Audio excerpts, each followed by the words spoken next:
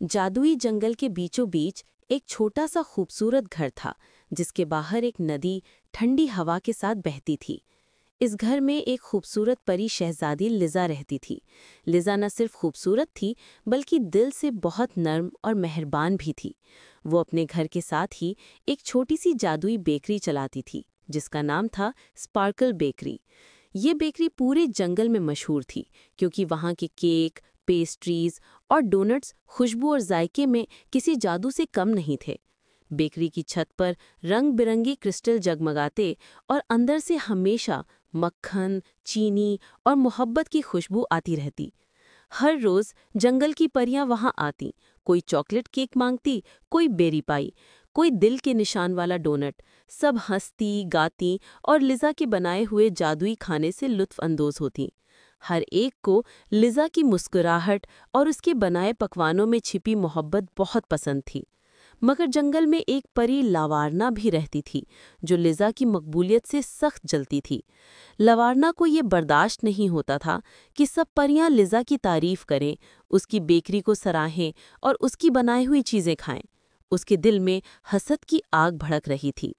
एक रात जब पूरा जंगल खामोशी में डूबा हुआ था और चांदनी नदी पर झिलमिल कर रही थी, लावारना छुपकर लिजा की बेकरी में आ गई।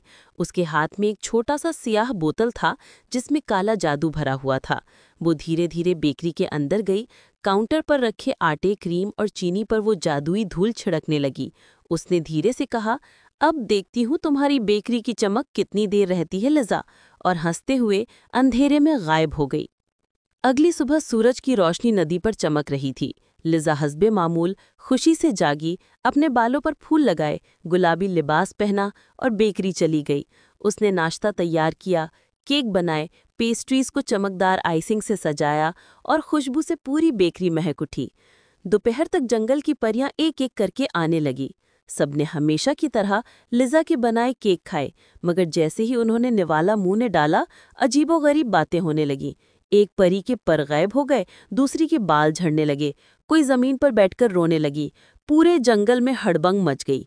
परियां बोलने लगी, ये बेकरी तो मनहूस हो गई, लिजा ने हम पर जादू कर दिया है।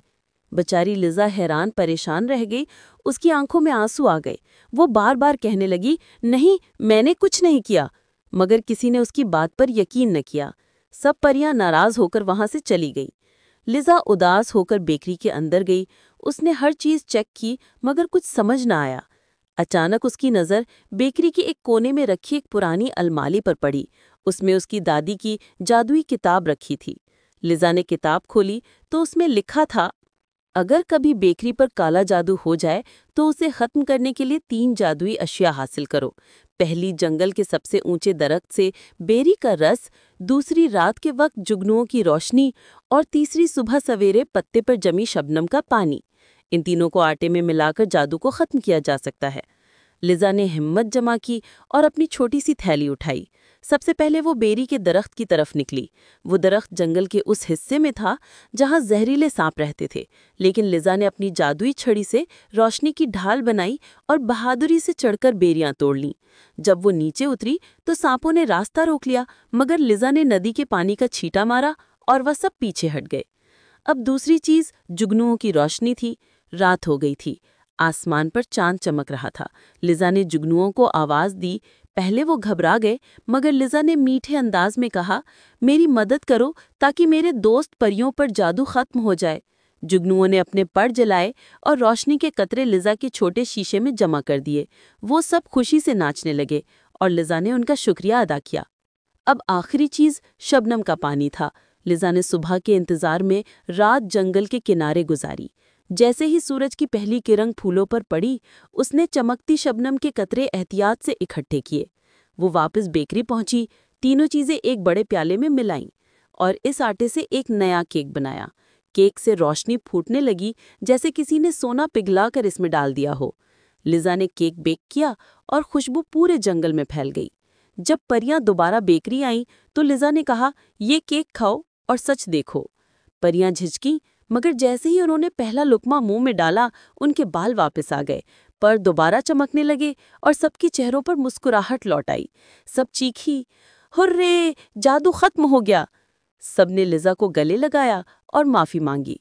اسی وقت دور کھڑی لوارنا یہ منظر دیکھ رہی تھی۔ اس کے دل میں شرمندگی آ گئی۔ وہ آگے بڑھی اور بولی، لزا، میں تم سے جلتی تھی، میں نے ہی تمہاری بیکری پر جادو کیا، مگر تم نے نفرت کی بدلے محبت دی۔ لزا نے نرمی سے کہا، محبت ہی سب سے بڑا جادو ہے لوارنا، آؤ میرے ساتھ بیک کرو تاکہ یہ بیکری سب کے لیے ہو۔ اور یوں اسپارکل بیکری دوبارہ جنگل کی سب سے چمکدار اور خوشبودار جگہ بن گئی۔